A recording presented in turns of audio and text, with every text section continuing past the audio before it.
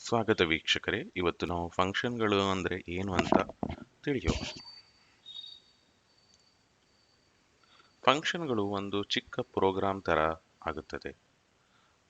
ಯಾವಾಗಲೂ ನಾವು ಒಂದು ಪ್ರೋಗ್ರಾಮ್ ಅನ್ನ ಹಲವಾರು ಸರಿ ಬಳಸಬೇಕಾಗತ್ತೆ. ಆದರೆ ಅದನ್ನ ಪುನಃ ಪುನಃ ರಿಪೀಟ್ ಮಾಡಲಾರ್ದಂಗೆ ನಾವು ಅದನ್ನ ಎಕ್ಸಿಕ್ಯೂಟ್ ಮಾಡಬೇಕಂದರೆ ಫಂಕ್ಷನ್ಗಳು ತುಂಬಾ ಉಪಯೋಗ ಆಗುತ್ತವೆ. ಯಾವುದೇ ಕೋಡಲ್ಲಿ ಒಂದು ಯಾವುದೇ ಪ್ರೋಗ್ರಾಮ್ ಅಲ್ಲಿ ಒಂದು ಒಂದು ಕೋಡು ಅಗಲವಾಗಿ ನಾವು ಬಳಸಬೇಕಾದರೆ ಫಂಕ್ಷನ್ಸ್ಗಳು ತುಂಬ ಉಪಯೋಗ ಆಗ್ತವೆ. ಆ ಆ ಆ ಕೋಡನ್ನು ಆ ಹಲವಾರು ಸತಿ ಬಳಸಲಾರ್ದಂಗೆ ರಿಪೀಟ್ ಮಾಡಲಾರ್ದಂಗೆ ಉಪಯೋಗಿಸು ಆ, ನಮ್ಮ ಫಂಕ್ಷನ್ ನಮ್ಮ ಕೋಡಿನ ಉದ್ದವನ್ನು ಕಡಿಮೆ ಮಾಡದೆ ಫಂಕ್ಷನ್. ಒಂದು ಸತಿ ನಾವು ಫಂಕ್ಷನ್ ಅನ್ನ ಡಿಫೈನ್ ಮಾಡಿಬಿಟ್ಟರೆ ಆ ಫಂಕ್ಷನ್ ಅನ್ನ ಕಾಲ್ ಮಾಡಿ ಹಲವಾರು ಸರಿ ಉಪಯೋಗಿಸಬಹುದು. ಫಂಕ್ಷನ್ಗಳು ನಮ್ಮ ಪ್ರೋಗ್ರಾಮಿನ ಉದ್ದ ಕಡಿಮೆ ಮಾಡುತ್ತವೆ. ಫಂಕ್ಷನ್ಗಳಲ್ಲಿ ಒಂದು ಇನ್ಬಿಲ್ಟ್ ಫಂಕ್ಷನ್ಗಳಿದ್ದಾವೆ. ಅದರಲ್ಲಿ ಪ್ರಿಂಟ್ ಫಂಕ್ಷನ್ ಒಂದು ಇನ್ಬಿಲ್ಟ್ ಫಂಕ್ಷನ್, ಇನ್ಪುಟ್, ಲೆನ್ ಇವೆಲ್ಲ ಇನ್ಬಿಲ್ಟ್ ಫಂಕ್ಷನ್ಗಳು. ಆದರೆ ಇನ್ನೊಂದು ಥರ ಫಂಕ್ಷನ್ಗಳಿವೆ, ಅದು ನಾವು ಈಗ ಕಲಿತೀವಿ. ಅದು ನಾವು ಸ್ವತಃ ಡಿಫೈನ್ ಮಾಡೋ ಫಂಕ್ಷನ್ ನಾವು ಬರೀಬಹುದು. ನಮ್ಮ ಫಂಕ್ಷನನ್ನು ಪೈಥಾನಲ್ಲಿ ನಾವು ಸ್ವತಃ ಬರೆದು ಒಂದು ಪ್ರೋಗ್ರಾಮಿನ ಉದ್ದವನ್ನು ಕಡಿಮೆ ಮಾಡಿ ಯಾವುದೇ ಕೋಡ್ ರಿಪೀಟ್ ಮಾಡಲಾರ್ದಂಗೆ ಉಪಯೋಗಿಸಬಹುದು. ಫಂಕ್ಷನ್ ಒಂದು ಪ್ರೋಗ್ರಾಮಲ್ಲಿಯೇ ಒಂದು ಚಿಕ್ಕ ಪ್ರೋಗ್ರಾಮು. ಒಂದು ನಾವು ಫಂಕ್ಷನಿನ ಎಕ್ಸಾಂಪಲ್ ನೋಡುವ. ಈ ಫಂಕ್ಷನ್ಗಳು ನಾವು ಸ್ವತಃ ಡಿಫೈನ್ ಮಾಡ್ತೀವಿ. ಒಂದು ಫಂಕ್ಷನ್ ಶುರು ಮಾಡೋದು ಡೆಫ್ ಅಂತ ಕೀವರ್ಡ್ ಇಲ್ಲಿ ನೋಡಬಹುದು. ನೀವು ಡೆಫ್ ಅನ್ನೋದು ಒಂದು ಕೀವರ್ಡ್. ಇಲ್ಲಿ ಕೀವರ್ಡ್ ಬರೆದ ಮೇಲೆ ಫಂಕ್ಷನ್ ಶುರು ಆಗುತ್ತದೆ. ಒಂದು ಸ್ಪೇಸ್ ಕೊಟ್ಟು ಇಲ್ಲಿ ಹೆಲೋ ಅನ್ನೋದು ಈ ಫಂಕ್ಷನಿನ ಹೆಸರು. ಹೆಲೋ ಅನ್ನೋದು ಫಂಕ್ಷನಿನ ಹೆಸರು ಮತ್ತೆ 2 ಪ್ಯಾರಂಥಿಸಿಸ್ಗಳು ಬರಿಬೇಕು. ಆದ ಮೇಲೆ ಇಲ್ಲಿ ಒಂದು ಕೋಲನನ್ನ ಬರ್ದಿ ಅದು ಸ್ಟಾಪ್ ಆಗುತ್ತದೆ. ಇಲ್ಲಿ ನಾವು ಫಂಕ್ಷನ್ ಈ ಪ್ಯಾರಂಥಿಸಿಸ್ ಅಲ್ಲಿ ಏನು ಬರ್ತಿಲ್ಲ. ಇಲ್ಲಿ ನಾವು ಪ್ರಿಂಟ್ ಫಂಕ್ಷನ್ ಉಪಯೋಗಿಸಿದ್ದೀವಿ. ಇದು ನಮ್ಮ ಫಂಕ್ಷನ್ ನಾವು ಡಿಫೈನ್ ಮಾಡಿರೋದು. ಇದು ಪ್ರಿಂಟ್ ಅನ್ನೋದು ಒಂದು ಇನ್ಬಿಲ್ಟ್ ಫಂಕ್ಷನ್. ಇಲ್ಲಿ ಹೌಡಿ ಹೆಲೋ ದೇರ್ ಅಂತ ಇದೆ. 3 ಸತಿ ಉಂಟು, 3 ಪ್ರಿಂಟ್ ಸ್ಟೇಟ್ಮೆಂಟ್ ಉಂಟು. ನಾವು ಮೊದಲು ಒಂದು ಫಂಕ್ಷನ್ ಅನ್ನ ಡಿಫೈನ್ ಮಾಡ್ತೇವೆ. ಯಾವಾಗ ನಾವು ಫಂಕ್ಷನ್ ಅನ್ನು ಡಿಫೈನ್ ಮಾಡ್ತೇವೆ ಅದರ ಒಳಗಡೆ ಆ ಫಂಕ್ಷನ್ ಏನು ಔಟ್ಪುಟ್ ಕೊಡೋದಿಲ್ಲ. ಅದು ಜಸ್ಟ್ ಒಂದು ಫಂಕ್ಷನಿನ ಡೆಫಿನೇಷನ್. ಇಲ್ಲಿ ನಾವು ಡಿಫೈನ್ ಮಾಡಿದ್ದೇವೆ. ಇಲ್ಲಿ ನಾವು ಡಿಫೈನ್ ಆದ ಮೇಲೆ ಈ ಫಂಕ್ಷನ್ ಅನ್ನ ಕಾಲ್ ಮಾಡಬಹುದು. ಮೊದಲನೇ ಸತಿ ಹೆಲೋ ಅನ್ನೋದು ಫಂಕ್ಷನಿನ ಹೆಸರು, ಹೆಲೋ 2 ಪ್ಯಾರಂಥಿಸಿಸ್ಗಳು. ಇದನ್ನ ಡಿಫೈನ್ ಮಾಡಿದ ಮೇಲೆ ಹೆಲೋ ಅನ್ನೋದು ಒಂದು ಕಾಲ್ ಮಾಡೋದು ಅಂತೀವಿ.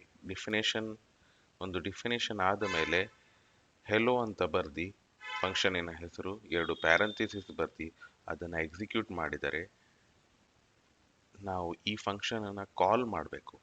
ಈ ಕಾಲ್ ಫಂಕ್ಷನ್ ಮಾಡಿದರೆ ಈ ಫಂಕ್ಷನ್ ಇಲ್ಲಿ ಏನು ನಾವು ಬರ್ದಿದ್ದೀವಿ, ಇಲ್ಲಿ ಕೋಡ್ ಬರ್ದಿದ್ದೀವಿ, ಆ ಕೋಡ್ ನಮಗೆ ಇಲ್ಲಿ ಕಂಡು ಬರುತ್ತದೆ.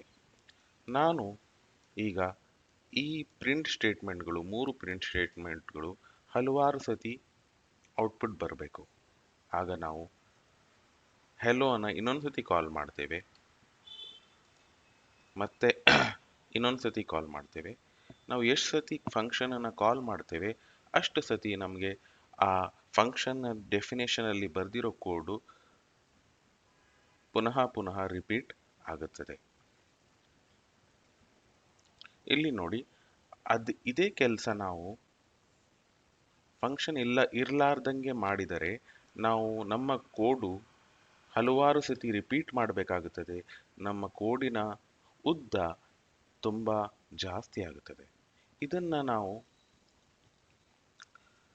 ಈ ಉದ್ದವನ್ನ ಕಡಿಮೆ ಮಾಡೋಕ್ಕೆ ನಾವು ಫಂಕ್ಷನ್ ಅನ್ನು ಬಳಸಬಹುದು. ಇಲ್ಲಿ ನೋಡಿ ಇನ್ನೊಂದು ಎಕ್ಸಾಂಪಲ್. ನಾನು ಇಲ್ಲಿ ಫಂಕ್ಷನ್ ಅನ್ನು ಡಿಫೈನ್ ಮಾಡಿದ್ದೀನಿ ಹೆಲೋ ಅಂತ. ನಮ್ಮ ಹಳೆ ಫಂಕ್ಷನ್ ಅಲ್ಲಿ ಪ್ಯಾರಂಥಿಸಿಸ್ ಒಳಗಡೆ ಏನೂ ಇರಲಿಲ್ಲ. ಇದನ್ನ ನಾವು ಯಾವಾಗ ನಾವು ಏನಾದರೂ ವೇರಿಯೇಬಲ್ ಕೊಡ್ತೀವಿ ಅದನ್ನ ನಾವು ವೇರಿಯೇಬಲ್ ಅಂತ ಹೇಳಲ್ಲ, ಅದನ್ನ ನಾವು ಪ್ಯಾರಾಮೀಟರ್ ಅಂತ ಕರಿತೀವಿ. ನೇಮ್ ಅನ್ನೋದು ಒಂದು ಪ್ಯಾರಾಮೀಟರ್. ಈಗ ಪ್ರಿಂಟ್ ಅನ್ನೋದು ಒಂದು ಇನ್ಬಿಲ್ಟ್ ಫಂಕ್ಷನ್. ಇಲ್ಲಿ ಹೆಲೋ ಕಮ ಸ್ಟ್ರಿಂಗ್ ಆಗಿ ಇದು ಒಂದು ಸ್ಟ್ರಿಂಗ್ ಅನ್ನ ಬರಿತೀವಿ, ಪ್ಲಸ್ ನೇಮ್ ಅನ್ನೋದು ಒಂದು ವೇರಿಯೇಬಲ್. ಈಗ ಇದ್ರ ಒಳಗಡೆ ಈಗ ಇದನ್ನ ಲೋಕಲ್ ಇದನ್ನ ಈ ನೇಮ್ ಅನ್ನೋದು ವೇರಿಯೇಬಲ್ ಇದ್ರ ಒಳಗಡೆನೆ ಇರುತ್ತದೆ. ಅದರ ಹೊರಗಡೆ ಈ ಫಂಕ್ಷನ್ ಅನ್ನ ಹೊರಗಡೆ ನೇಮ್ ಅನ್ನೋದನ್ನ ಪ್ರಿಂಟ್ ಮಾಡಿದರೆ ನಮಗೆ ಏನೂ ಸಿಗೋದಿಲ್ಲ. ನಾವು ಮೊದಲು ಇದನ್ನ ಫಂಕ್ಷನ್ ಅನ್ನ ಡಿಫೈನ್ ಮಾಡುವ, ಅದಾದ ಮೇಲೆ ಪ್ರಿಂಟ್ ನೇಮ್ ಅನ್ನೋದು ನೇಮ್ ಅಂತ ಎಕ್ಸಿಕ್ಯೂಟ್ ಮಾಡಿದರೆ ನಮಗೆ ಎರರ್ ಬರುತ್ತದೆ. ಯಾಕಂದ್ರೆ ಈ ನೇಮ್ ಅನ್ನೋದು ಈ ಫಂಕ್ಷನ್ ಒಳಗಡೆ ಅಷ್ಟೇ ಡಿಫೈನ್ ಆಗಿದೆ. ನಾವು ಈ ನೇಮ್ ಅನ್ನೋದು ಹೊರಗಡೆ ನಾವು ಕಾಲ್ ಮಾಡಿದರೆ ನಮಗೆ ಎರರ್ ಅಂತ ಸಿಗುತ್ತದೆ. ಈ ನೇಮ್ ಪ್ಯಾರಂಥಿಸಿಸ್ ಅಲ್ಲಿ ಬರ್ದಿರೋದು ಅದನ್ನ ನಾವು ಪ್ಯಾರಾಮೀಟರ್ ಅಂತ ಕರಿತೇವೆ. ಇಲ್ಲಿ ನಾವು ಎಕ್ಸಿಕ್ಯೂಟ್ ಮಾಡಿ ಈಗ ನಾವು ಹೆಲೋ ಆಲಿಸ್ ಅಂತ ಬರೆಯುವ. ಹೆಲೋ ಅನ್ನೋದು ಒಂದು ಫಂಕ್ಷನಿನ ಹೆಸರು. ಆಲಿಸ್ ಅನ್ನೋದು